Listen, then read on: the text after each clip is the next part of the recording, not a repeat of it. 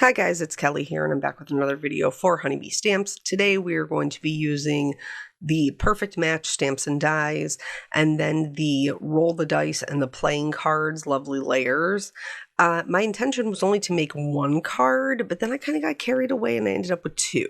So let's talk about hot or cold foiling. So I bought this quite a while ago, and I actually got it from the Honeybee store because they sell other things besides stamps and dies.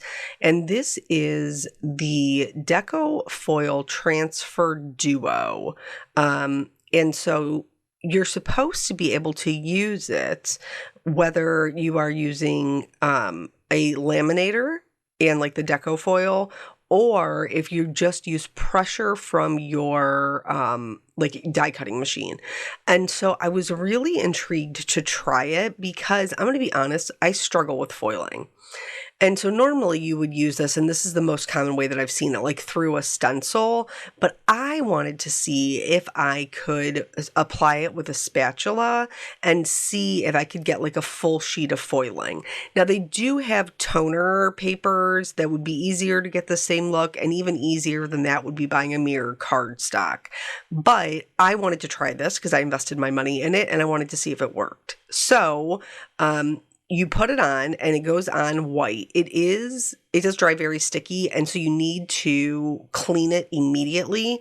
And then they also tell you to wipe the rim of the jar in order to make sure that there's no product sitting there that's basically going to seal your jar shut.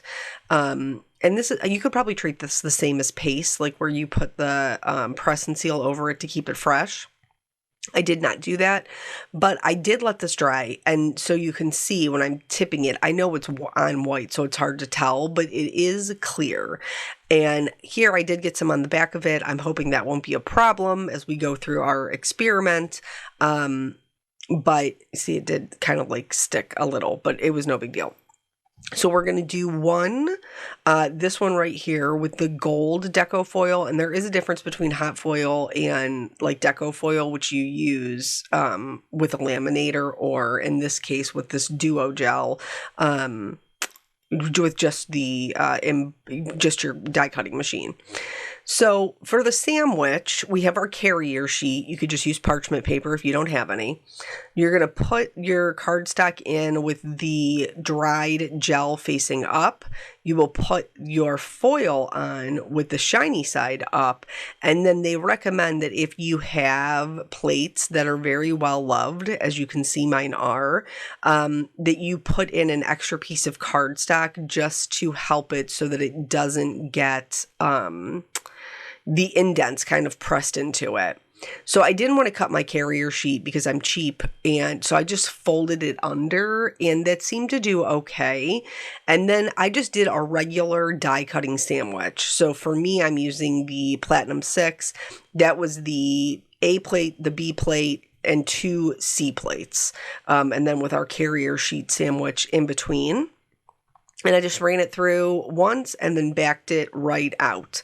And then it did work. You can see here when I'm peeling it off, it did work. Like there's quite a bit of gold transfer. However, you could see like the marks from the spatula where maybe I didn't apply it thick enough. So I think this still would work, but going forward, like you would have to be a little bit more generous. I was being impatient because I knew I had to wait the time to dry.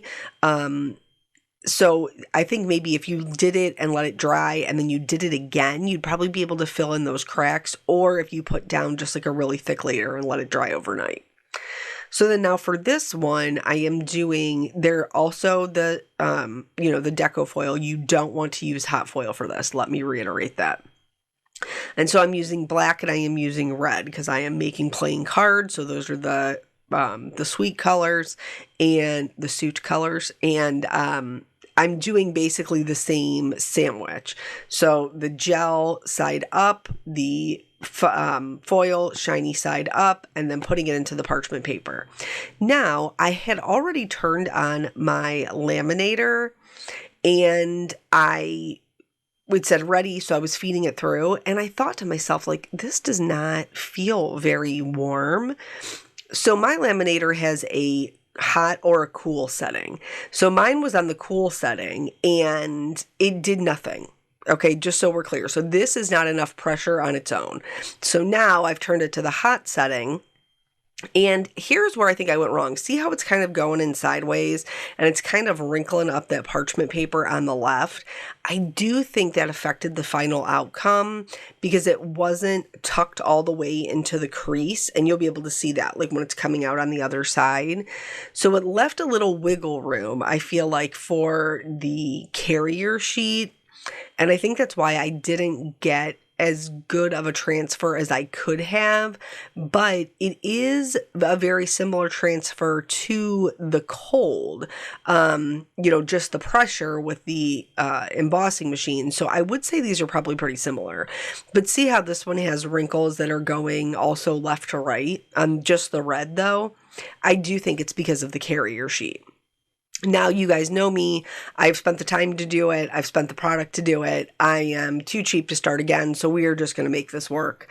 And with each one of these suits, with the playing cards, you kind of have all of your pieces parts that are already part of one die. So if you want to use the inset that has like the hearts or the diamonds or whatever in the corner, that's already cutting out the largest one, the inside one, and then the two smaller ones for each one. And so I knew that I was going to want to do a couple of the backs. I was going to want to do a couple of the card fronts. And so I am cutting out the ace, the king, the jack, and the 10. There are also numbers in this, so if you wanted to go in with like 2 pair, you absolutely could. There's a little king and a queen crown, and I'm going to use that as my decoration for the back of the cards, as well as the plaid that's included. So the back of my cards are going to be black. That's the open one that you see. And then for the design on the cards, I'm going to do a red and a white plaid. And then originally, I was going to do the inside portion of the card in white, and I switched it to a gray. And there's also that you might have seen that smaller rectangle that I pulled out. You only need the smaller rectangle if you're not going to use the ones that have like the hearts or the spades or whatever in the corner. So I tell you guys all the time, like Honeybee has layering guides, and so I pull them up and look at them. Well, here's what happened here. I didn't. I had it up, but I didn't even look at it because I was just like, oh, it's just plaid. I should be able to, just put it together myself. No, I didn't put it together correctly. And I struggled with how to get it on. This is the first one I'm doing, which is why I cut 5 instead of 4, so that way I would have like an extra buffer piece. Same thing with the inside of the cards, which actually ended up working out because I ended up using all of those. So what I found, and I will show you the second one I did, I like to show you the one that I kind of struggle through to begin with because we're all just figuring it out. And Honeybee does such an excellent job of like doing the layering guides, but the layering guides only work if you use them. And here I absolutely was not. See my thinking fingers? That's when I looked over and I was like, okay, I'm not doing this correctly. So basically you want to put down the smaller plaid first and then the larger plaid, and the 2 X's at the top of the larger plaid are also where the 2 X's of the smaller plaid go. It's almost like one's a shadow for the other. The other thing that I found it to be a little bit easier when I held it in my hand to get them lined up with the edges.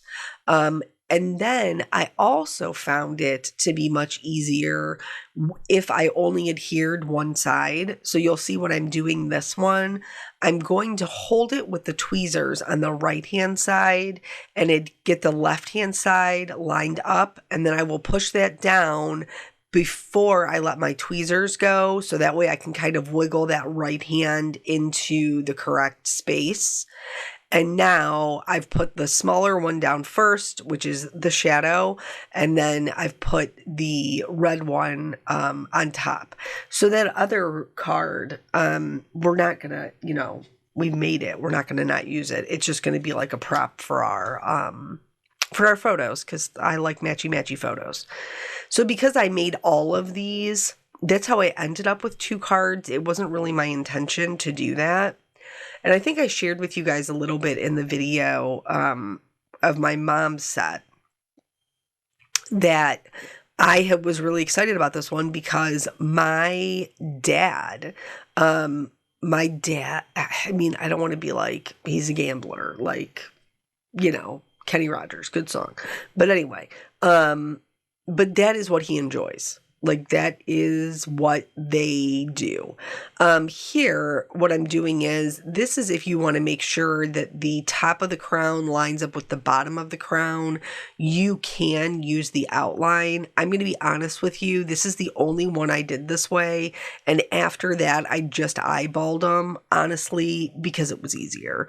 And I didn't feel like it needed to be absolutely perfectly lined up. I felt like I could eyeball it and it was going to be just fine. So I tried to do a couple of the same ones. So like I have 2 of the taller crowns, which I think are the kings, and 2 of the shorter crowns, which have more ornate design, which would lead me to believe it was the queen. So then that is the backs, and those are done. And I know that I was probably really particular about the backs, but I am a child. I am a child of the late 80s, early 90s. And so I was actually just talking to my husband about this because my parents, and it was a big deal back then. For my 16th birthday, they bought me a laptop, which was as thick as a brick. It was a thick girl. Let's talk about the card real quick. So here, I found it easier to just use the katana to pick up the smaller pieces. So I would put down a little bit of glue and then I would pick up the foils. Now you can just go in like I am here with your, what do we even call those? With your your face card, like your whatever you want it to be, and you don't have to put anything behind it. But you can see those little notches. All of those little notches line up perfectly to the other things. So like here, the heart will line up perfectly to that. And then, you would have the little hearts on either side, and you would have your face value in the middle. So once I decided that, yes, for sure, I'm going to pop off this ace real quick so I don't ruin the whole thing. Once I decided that I for sure wanted to use the suit behind it, I am going to go back in and cut those ace, king, queen, jacks out of gold. So that way they're a little bit more legible. So anyway, I am a child of the early, the early 90s and late 80s, early 90s. And so when they got me this laptop, which was a very cool gift at the time, I think the internet had just come out. And we didn't have it yet, but you could do other things. And so that's what my husband was asking me. He's like, well, what did you do on the laptop? And I was like, oh, I did what everybody else did. I played Minesweeper. I played Solitaire. And I drew things in paint. That was the only thing that we had available to us, sir. That was it. So back to the card. Here I have cut out, I can't even take credit for it. My son, because I was rushed for time, my son cut out the inside sections out of plain cardstock. So for the diamond, the inside is the same red cardstock as the backs of the cards, but the outside is the foil. And the 2 corner pieces are the foil. And then we have the gold foil face value. So I wanted it to feel very kind of like over the top because, you think Vegas and there's the lights and the shows and all of that stuff. And so that's kind of the vibe I wanted it to have, which is I thought like the foil or mirror cardstock would be kind of right up that alley. So anyway, when I would play solitaire, like literally the only way you had to customize it was to pick the backs of your cards.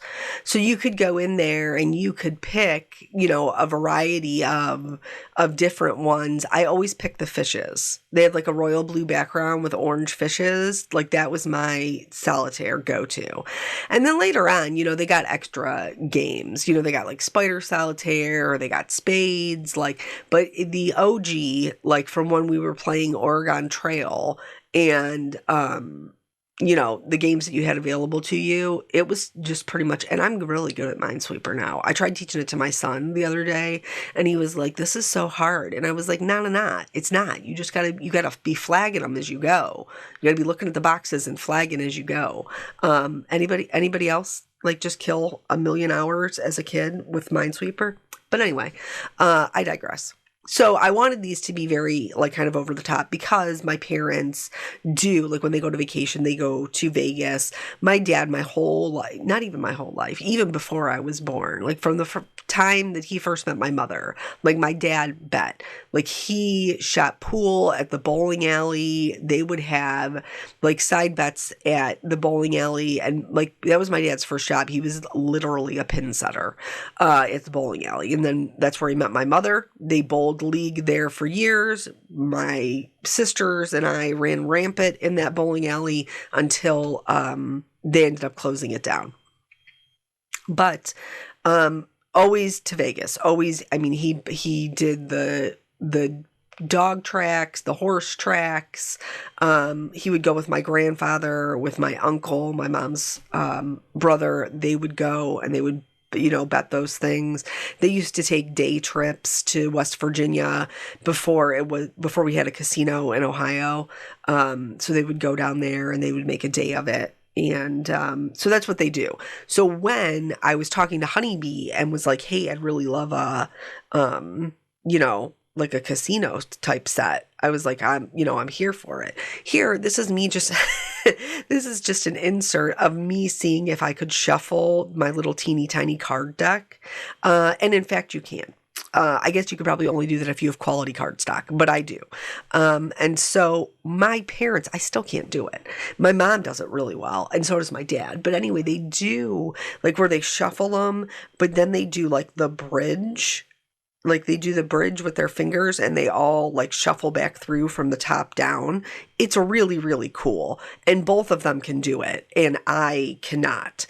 So I can't do it with regular playing cards. I don't know why I thought I would be able to do it with miniatures, but yeah, it was perfectly adorable. And I love these little cards. I think they're so cute. So here for the poker chips, originally I showed you 3 markers. And I was like, oh, you know, I'll do that to make them look black or whatever. It's impossible. I shouldn't say it's impossible. It's improbable. Like there is just, in order to leave the white lines like you would see on the poker chip, there's no way we're doing any shading. And it works much better if you have a juicier marker, not an overfilled marker because you don't want it to be out of control, but you want to have one that is a good level of filled, because you'll see when I bring the green in, that if you don't have, like if it's kind of on the dry side, it's harder to get the paper to absorb the ink and you end up kind of having to scrub a little bit, like go over it. And then you get it where you don't want it. Now, I will tell you, if you're like, Kelly, this is insanity, I'm not going to do this to color poker chips. I feel you. Just cut them out of the color that you want and add the white spots with a white gel pen. That's what I'm going to end up doing with mine. So with all of that said, when I was putting my card together, I knew that it needed to be accurate, because if I was going to give one of these cards to my dad, who he's a very opinionated man, and I'm very much my father's daughter, very, very much. Like if it's not right, like he's going to say it. He's going to be like, well, that's not how that goes. So I knew it needed to be accurate. However, as a card maker, I was like, I want to be able to show the backs of the cards and the fronts of the cards, because I think both are really cool. So here is what I ended up coming up with. I was like, okay, I'm going to do Texas Hold'em, Okay, here's my green. This is my poker table, right? I'm like, I'm gonna do Texas Hold'em, and in order to be able to see the backs, I will do like right as the game starts, which is when they deal the flop and they are dealt face down, and then the dealer flips them over and the game begins.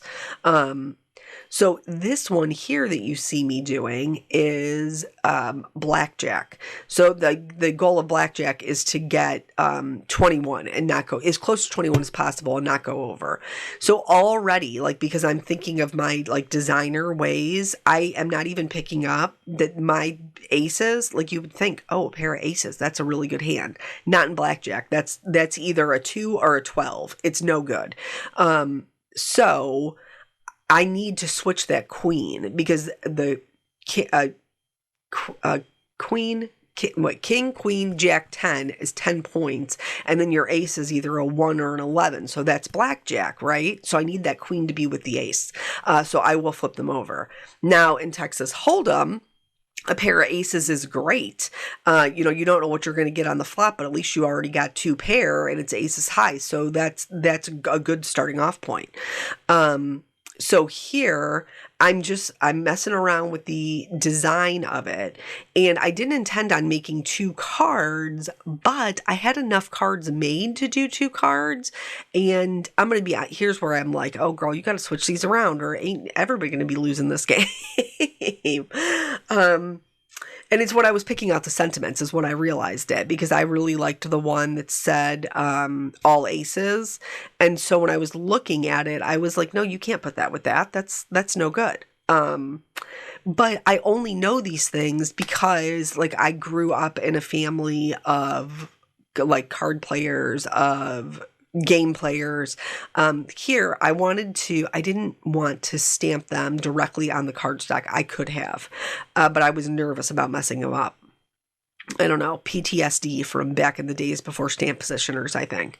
So I did treat them with my anti-static tool, stamped them in the Brilliant White pigment ink, and then I sprinkled on some white detail embossing powder, heat set that, and then I'm going to cut them out.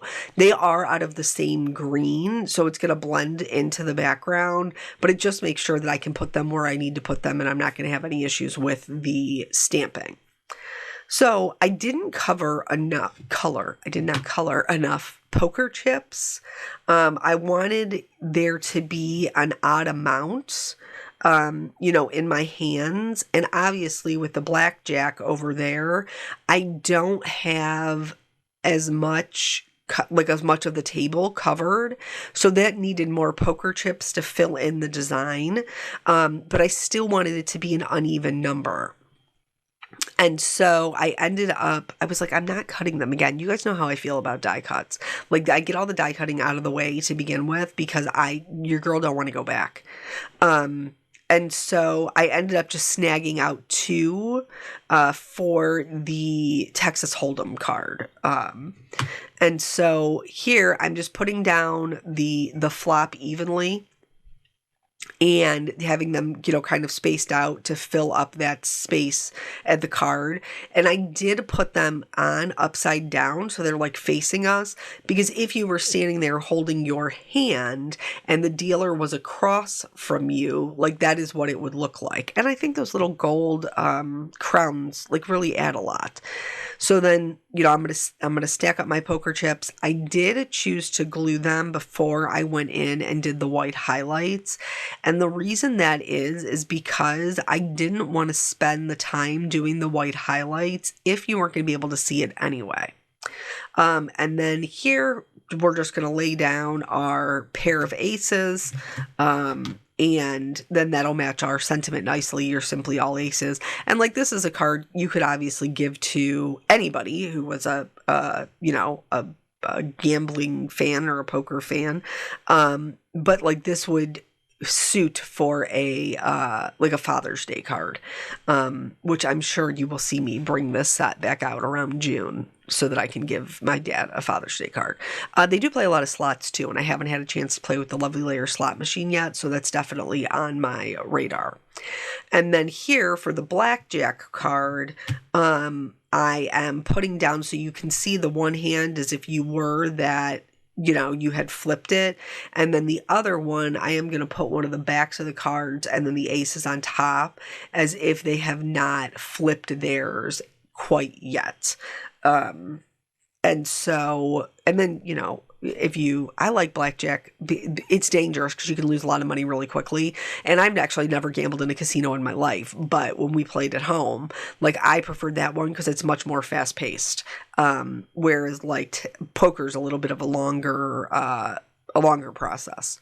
So, and I haven't played either since I was a kid anyway. Graham used to say that what did she say? She married into a den of drinkers and gamblers. You know, because my gram, like she taught Sunday school. She grew up across the street from her church. When she was dating my papa, you know, they would go watch movies at church, and that was her dating. My grandfather's family had a little bit of a different take than that. So anyway, she used to say that all the time. So here I've added some gemstones, and these are from the North Pole. They have lots of really like great bright greens and reds, which is totally fitting with the vibe of what we got going on. And then just for a little bit of added interest, I decided to add a shadow. I think it just fills up some of that empty space a little bit. I think also maybe if I had added some shading around the edges, or matted it, like cut it so that it had like a white matte, I might not have felt like I needed to fill in so much of that space. But anyway, here is both cards. I think they came out super cute. I think they're very fun for Valentine's or just anybody who's kind of into, you know, that whole gambling thing. Thank you guys so much for joining me. I appreciate your time, and I will catch you on the next video. Bye.